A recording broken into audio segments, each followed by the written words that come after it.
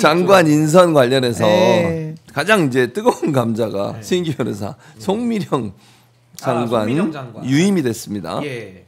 어떻게 보십니까? 우선은 송미령 장관은 이제 윤석열 정권의 내각 출신이고 이제 예. 농림축산식품부 장관인데 이분이 그 계엄의 밤에 또 현장에 갔는데 사실 계엄을 못 말렸죠. 그래서 뭐 본인의 부족함일 수도 있고 또 여러 가지 그 국무위원의 그 무능함에 대해서 질타를 많이 받았던 분인데 네. 또 거기다가 이제 그 양곡관리법 관련해서도 그 동안의 소신은 이제 농망법이라고 해가지고 네. 굉장히 좀 부정적인 의견을 제시를 했습니다. 저는 그 소신에는 존중합니다. 왜냐하면 양곡관리법이라는 게 아주 첨예한 좀 논쟁이 필요한 사안이거든요. 근데 그 소신을 유지한다면 지금 이재명 정부에서는 국회에서 양곡관리법 통과시키고 대통령께서도 거부권 행사할 일이 없으시거든요. 그렇다면 소신과는 배치되는 면이 있어서 유임 제안을 받았더라도 본인이 고사하는 게 더 맞지 않았을까라는 저는 좀 그런 개인적인 생각은 듭니다만은 뭐 대통령께서 정무적인 판단을 해서 결국에는 인선을 유임을 시켰고 또 본인도 이재명 정부의 철학에 더 부합하는 이제 국정 운영을 하겠다 이렇게 이야기를 했기 때문에 전 분명히 비판받을 지점은 있다고 저는 봅니다만은 또 초기 내각 인선의 차원에서는 뭐 대통령의 그런 정무적 판단을 더 믿어봐야 되는 거 아닌가 저 그런 생각은 듭니다. 근데 중요한 것은 국무위원은요 그래도 소신이 있어야 된다고 저는 봐요. 대통령과 생각이 다르더라도 자신의 부처에서 어떤 정책을 만들고 자기 소신이 있으면 그걸 얘기를 해야지. 예를 들면 경제 분야, 산업 분야와 환경 분야는 이해상충이 많거든요. 근데 환경부 장관 되신 분이 막 자기 얘기하다가 대통령 눈치 보고 또 소신을 바꾸고 이런 식으로 가서는 좀 국정 운영은 쉽지는 않을 수 있다. 그 부분은 전 지적은 해두고 싶습니다. 지금 논란이 많더라고요. 네네. 근데 저도 굉장히 단편적으로는 아니 이 내란 세력과 함께했던 그런 장관을 유임시켰어야 됐나라는 생각이 제일 먼저 머리를 스쳤습니다. 그리고 이후에 여러 가지 뭐 비판이라든지 찬성 이런 여론들을 들어보니까 결국 이재명 대통령이 지금 정부를 어떻게 이끌어갈 건지에 대한 이 철학, 그 기조가 굉장히 중요한 것 같아요. 그 속내를 저희들이 좀 이해를 해줘야 될 부분이 있다. 출범 초기니까요. 그런 면에서 보면 포용을 해야 되겠다. 그리고 통합을 해야 되겠다. 그리고 실용적인 이분이 연구자 출신인데 농업을 산업적으로 접근을 해서 이론적으로 굉장히 무장이 잘 되어 있는 그런 장관으로 파악을 하셨다고 봅니다. 그리고 이전에 내란 계엄과 관련해서 반성을 한 모습을 인정해 준 것이 있고 더 중요한 것은 제가 볼 때 공무원들에게 주는 메시지 같아요. 기존에 있던 늘공들 있죠. 고공단에 지금 속해 있는 늘공들에게 지난 정권에 부역했다 하더라도 복무했다 하더라도 지금 현 새로운 정부에 들어와서 반성을 하고 뭔가 충실히 할 때에는 이후에 또 꽃길이 열릴 수 있다. 이런 것을 주는 메시지를 보내기 위한 인선이었다. 그렇게 생각을 하면 저희들이 비판은 하되 그래도 더 눈여겨보고 잘못 간다고 하면 또 지적을 해야 되겠죠. 그래서 양곡관리법 같은 경우에 농림축산식품부 장관이 바로 전향적인 자세로 또 아마 이 부분을 본인이 또 동의하겠다라는 얘기를 했더라고요. 그걸 보면서 그래 뭐 귀주의적인 성격이 분명히 있긴 하지만 제가 볼 때 지금 당장 이 정부가 보여주고 싶은 이 정권이 보여주고 싶은 메시지의 그 메신저로서의 좋은 역할을 해주기를 바라는 그 마음이 크고요.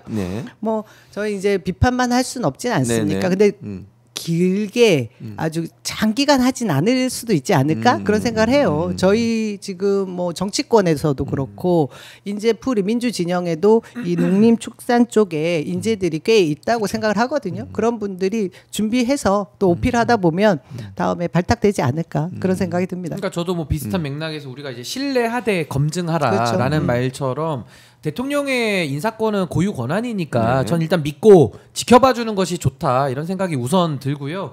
다만 이제 그 송미령 장관도 이제 대통령께서 부여한 그 신임에 따른 저는 그 신뢰의 이제 응답을 반드시 해야 될 것이다라는 생각이 들고 이번에 또 인선에 그런 면도 있는 것 같아요. 이게 인수위가 없기 때문에 인수위가 있었으면 검증하고 그 사이에 또 내각도 잘 짜서 이렇게 할 수 있었을 텐데 이번에는 친이 쿠데타로 인한 내란으로 인한 조기 대선 이걸 통해서 대통령께서 취임하시자마자 그러니까 어제까지 선거운동하다가 바로 내일부터 대통령실 들어가서 막 일하시고 또 G7 갔다 오시고 또 좀 산적한 이 국정 현안을 파악해가지고 거기다가 또 국정운영 인수인계나 제대로 했습니까? 막 컴퓨터 갖다 버리고 연필 갖다 버리고 뭐 무덤 갖다는 얘기까지 나왔는데 전 이런 사정을 좀 종합적으로 우리가 고려한다면 인선에 있어서도 조금은 불가피성이 있을 수 있겠다. 좀 우리가 다 알지 못하는 영역들도 있기 때문에 저는 뭐 유임에 대해서는 제가 장관의 소신 이건 제가 지적은 하겠습니다만은 그래도 존중하는 그런 인사로서 저는 또 성과를 내주기를 바라는 마음입니다. 또 하나 이제 눈에 띄는 인사 중에 한 분이 물론 다 뭐 눈에 띄긴 합니다만 국방부 장관의 비군인 출신, 그러니까 민간인 출신의 국방부 장관을 처음으로 임명을 했습니다. 이게 그것도 좀 놀라운 일이고 또 하나는 현직 기관사를 철도 기관사를 노동부 장관에 임명을 했어요. 본인이 장관 지명을 받았다는 사실을 운행하면서 들었다는 거 아닙니까? 새마을호를 운행하고 가는 과정에.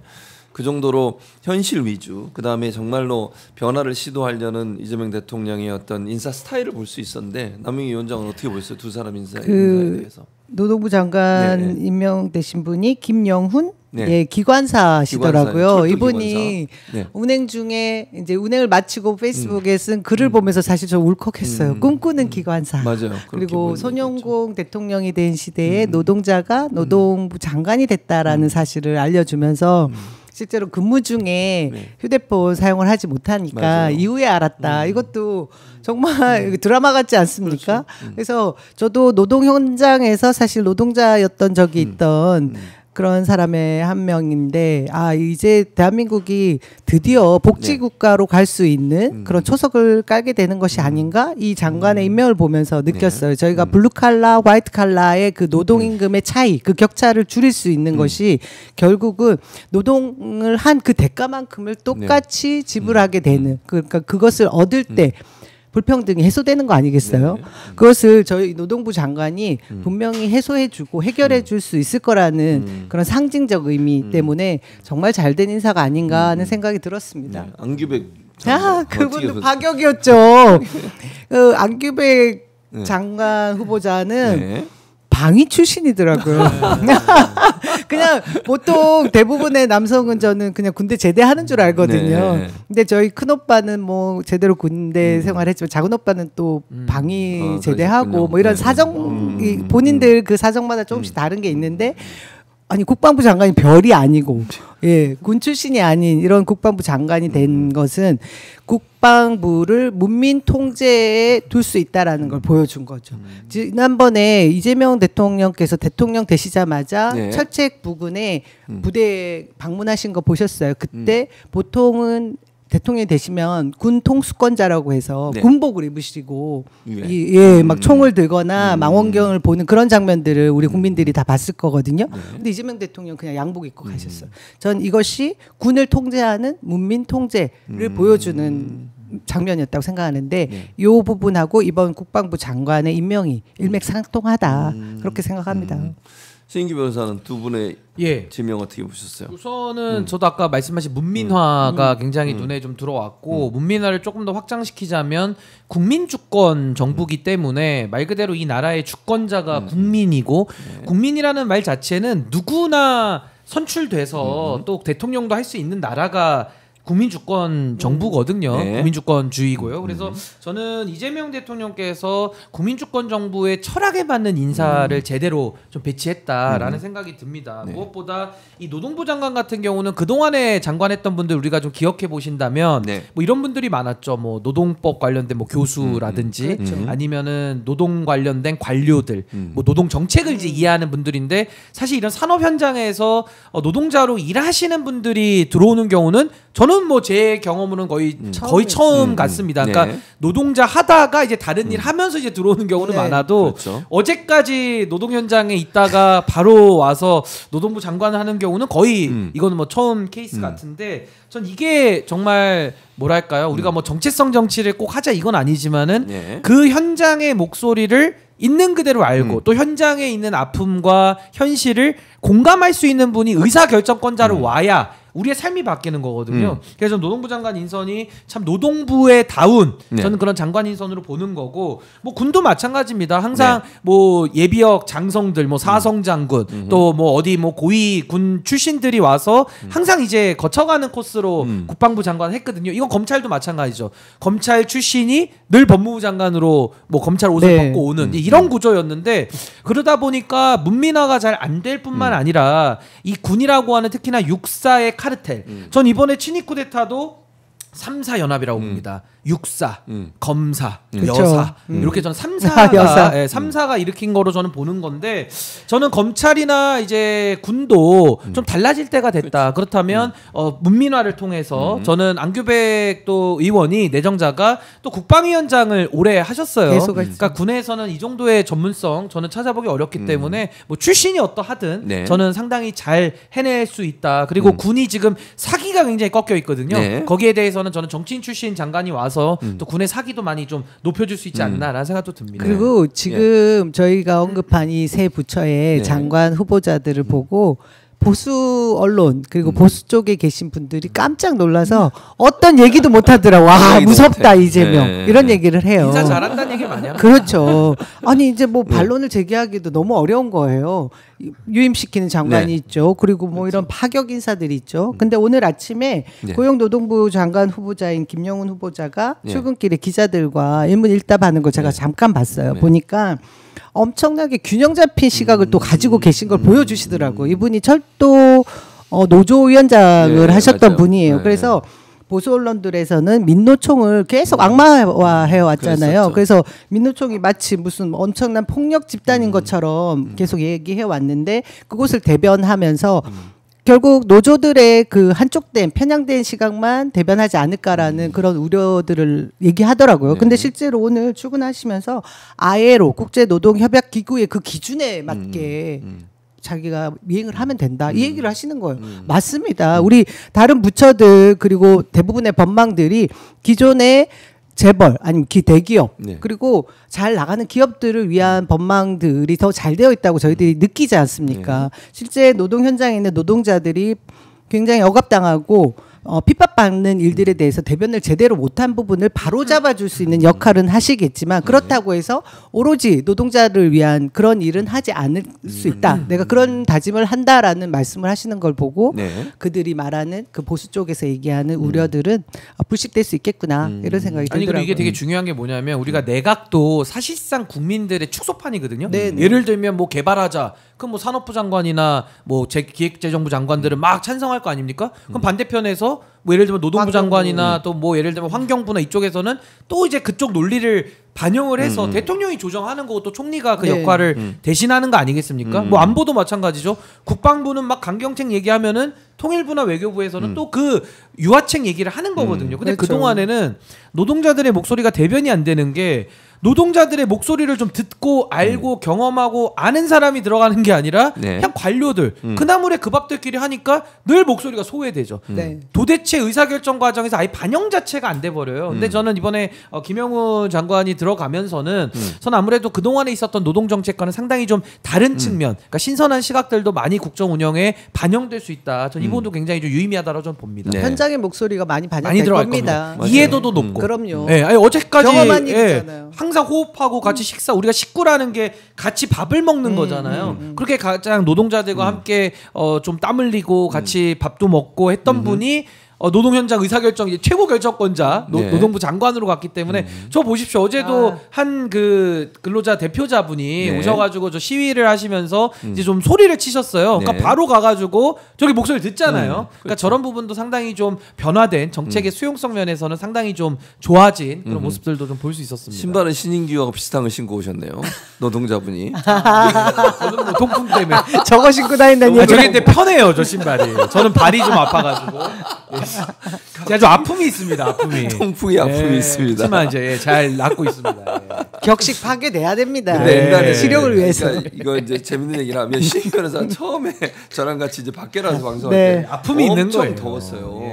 그때 격식을 차리겠다고 양 와이셔츠 그렇죠. 위에 정장까지 입고 내가 벗으라 그랬어요. 이제는 정장 벗고 다닙니다 제가 이제. 근데 그걸 끝까지 그것도 가방 있잖아요. X자로 매는 가방 메고 많이 컸네. 컴퓨터 뭐지 노트북 몇 킬로였죠 그때? 예, 좀 나갑니다. 6킬로인가 뭐 그 정도 되는 걸 계속 메고 가방도 무겁고 더우니까 벗으라고 그래도 절대 안 벗어요. 제가 삶의 무게를 상징한다 했죠. 삶의 무게. 신입생 마인드였구나. 이제야 벗은 거예요. 이제야. 그 전에는 벗으라고 제가 몇 번 더우니까. 이제 막 벗고 다닙니다. 이제 왜 벗고 다닙니다. 더워가지고. 왜 그러셨어요? 근육 만들면 큰일 그 당시에, 나겠어요. 이제는 뭐 몸매를 감춰야 됐거든요. 이제는 그때는 몸매를 감춰야 돼서 기억이 떠오르네. 몇 년 전에 한 2, 3년 됐죠. 그때 최해병 그 순직 해병 사건 좀 관련해서 잊어주시고요. 저의 기억은. 특이한 복장이었습니다. 그리고 신발을 아까 저 신발 신고 이렇게 다 했었으니까.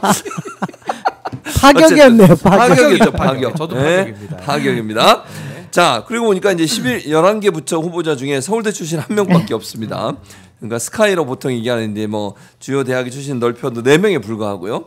그리고 이제 저는 이 부분은 약간 좀 그런데 이렇게 교수 출신 인사가 한 명도 없었다. 뭐 근데 아니 꼭 그 작가님 이렇게 교수 출신을 하면 안 되는 역차별 당하는 겁니까? 아니 근데 저 교수잖아요, 제가. 아니 근데 저도 추천 많이 받거든요. 이거 저는 동의합니다. 그러니까 뭐, 저는 물론 교수하지 말라고? 최진봉 교수님 앞에 계시니까 조금 제가 네네. 최진봉 교수님만 빼고 빼고. 그냥 일반적인 제가 교수님들을 놓고 얘기하면 교수님들하고 되게 비슷한 직업에 종사하시는 분들이 판사들이에요. 근데 판사들의 특징, 뭐 교수도 마찬가지인 것 같은데 혼자서 연구하는 게 많거든요. 네. 그러니까 조직을 장악하는 그리고 조직을 이끌어가는 능력은 좀 별개다. 저는 이렇게 봅니다. 물론 그 안에도 예외가 있을 수는 있다는 걸 제가 열어놓고 말씀을 드리는데 저는 그래서 내각에는 교수 출신들이 덜 간 거 저는 매우 잘한 일이라고 봅니다. 이번에 대통령실 인선에는 교수 출신이 일부 있어요. 일부. 그러니까 교수라는 특성상 자문을 해주거나 대통령의 비서, 수석 비서 역할은 저는 할 수 있다고 보는데 내각은요 좀 다르다고 봅니다. 내각은 가가지고 차관부터 차관부 1급 이하 9급까지 그 전체 공무원 내지는 산하기관의 기관장들 다 뛰게 만들어야 되는 그런 리더십을 발휘해야 되거든요. 그래서 저는 오히려 정무직, 그러니까 정치인들이 들어가는 게 전 좋다고 생각하고 더 나아가서 산업 현장, 실제 현장에 있는 분들이 들어갔을 때 저는 조금 더 리더십을 더 잘 발휘할 수 있지 않을까. 근데 이제 이런 얘기 나오죠. 아니 뭐 행정 경험 없으니까 뭐 잘할 수 있겠어. 어제도 노동부 장관에 대해서 바로 그 질문이 나오던데 행정 경험이라는 건요. 저도 공공기관에서 일을 해봤습니다만은 우리 이사장님 다 직원들이 서포트 해줘요. 그거 하라고 월급 주는 겁니다. 그 혼자서 기관장이 장관이 혼자 결정하지 않아요. 내부에도 국이 있고 또 차관보가 있고 차관들이 있고 다 의사결정을 해와서 최종적인 방향을 정하는 거기 때문에 저는 뭐 행정 능력에 대한 우려는 크게 많지 않다. 그리고 대통령도 행정 운영 제일 중요하죠. 근데 대통령은요 아무나 선거 뽑히면 다 하는 거거든요. 그러니까 행정 경험이 있어야지만 대통령 한다. 이것도 저는 잘못된 공식이라고 보기 때문에 저는 일부 인사들에 대해서 행정 경험 얘기하는 거는 좀 그렇게 올바른 지적 같지는 않다. 근데 저는 교수 출신들보다는 아무래도 현장에 있던 분들이 가서 하시는 게 훨씬 더 바람직하지 않나라는 생각이 듭니다. 여기 질문지에 교수 출신이라고 되는데 이 교수라는 것이 사실은 이렇게 학자를 얘기하는 거죠. 오로지 연구만 하셨던 분들을 지금 뭐 장관에 임명하기에는 말씀하신 대로 현장 경험, 조직을 관리해봤던 경험, 그것을 부족하게 본 거죠. 저는 이 부분이 사실 현장에 답이 있다라는 걸 아는 이재명 대통령의 국정 운영 철학이 이 안에 녹여져 있다. 그렇게 생각을 해요. 장관이라고 하면 전체 그 거대한 부처를 다 통솔을 해야 돼요. 거기에는 정말 리더십이 있어야 되는데 그 리더십은 자신의 경험도 녹아져 있어야 되고 책임감이 있어야 되거든요. 그래서 조직 생활을 해본 경험이 있는 게 굉장히 중요합니다. 저도 짧은 청와대 생활 동안 제 직급과 달리 더 많은 일을 할 수 있었던 게 저는 옷 벗고 나가면 그냥 또다시 정치 활동을 할 수 있는 사람이기 때문에 그 저보다 훌륭한 관료들 늘공들한테 제가 책임질 테니까 이거 해주세요. 같이 합시다 라고 하면 그분들이 또 뭔가 아이디어를 내서 해주세요. 그걸 보면서 정말 책임질 수 있는 자리에 책임질 만한 사람이 들어가서 이것을 장악하는 일이 정말 중요하다. 그걸 보고 이 교수님들이 좀 빠지신 것 같은데 우리 최진봉 교수님은 그의 100% 학자는 아니시잖아요. 네, 교수가 여기 들어가 있는 연구도 잘 하시지만 연구보다는 현장 살아있는 현장 연구보다는 다 알고 계신 분이잖아요. 같은 분은 아니시라고 봅니다. 제 얘기를 하면 서운해하지 마세요. 서운해하지 방통위로 가셔야 되는 거 아니에요? 일단 이제 뭐 제가 연구를 많이 하는 사람 중에 한 명이라는 걸 분명히 말씀을 드리고 맞습니다. 연구만 하신 건 아니고 아니, 그렇죠, 그게 그렇죠. 다른 네. 거예요. 그거 다르죠. 조직 얘기하면 제가 군대 생활을 7년 했어요. 그렇죠. 아니 지금도 장교로. 장학력 뭐 장교로 제가 7년 하면서 아니, 온갖 특수하신 일을 경우죠, 했습니다. 특수한 제가 경우. 그때 이제 뭐 또 얘기를 하면 정훈 장교가 이제 정훈 장교. 홍보하는 거잖아요. 네. 기사 쓰고 훈시문 쓰고 그 연설문 쓰고 이런 거 제가 다 하고 기한하고 이런 거 다 제가 우정의 무대 이런 거 국민 하고. 추천 지금 마감됐습니다. 아, 그렇습니까? 마감이 그럴 때 이제 돼가지고. 제가 이제 또 방송 활동하면 정치 이런 얘기하고 이런 거 많이 했어요. 아니, 그러니까 전 이런 거 예를 들자면 정치를 아무나 한다고 해서 다 잘하는 건 아니잖아요. 그 정치인 중에 가장 중요한 게 대중 소통 능력. 그러니까 네. 소위 말해서 이렇게 공감 능력, 부딪히는 소통 능력. 거예요. 그러니까 사람들마다도 우리 뭐 사람 지문이 다 다르듯이 네. 얼마나 사람들 개성이 다 다릅니까? 맞아요. 그 사람들을 다 만나가지고 아 요렇게 다른 사람은 요렇게 맞추고 요렇게 다른 사람 요렇게 맞추고 요게 이제 정치인의 요구되는 능력인데 사실 내각에 들어가서도 부처를 장악하려면 다 직원들 한 분 한 분에게 맞춰서 끌어오르는 그런 리더십을 발휘해서 하나로 뭉쳐내는 그 능력은 리더십인데 이게 사실은 자기 혼자만의 연구 또 거기에 특출나신 분들은 연구를 하셔야 되는 거예요. 그 그건 또 분야에서 다른 분들이 또 못하는 영역이니까 국정에 도움을 주실 수 그렇죠. 있죠. 각자 분야가 다른 거라 저는 그렇게 봅니다. 알겠습니다. 그렇게 교수 정리하고 얘기하셔가지고 최재모 교수님만 빼고 작가로부터 이게 정훈 장교 7년 하신 분만 빼고 저는 연구도 대구 잘하시지만 내병대세가 7년을 군대가 7년을 내가 진짜 힘들었어요 그때. 7년. 방통위원장 가자. 그때 진짜 연설문 쓰러 일주일에 5개 써 연설문을 역시. 힘들어 죽는 줄 알았습니다. 훌륭하세요. 어쨌든 네. 그렇습니다. 자.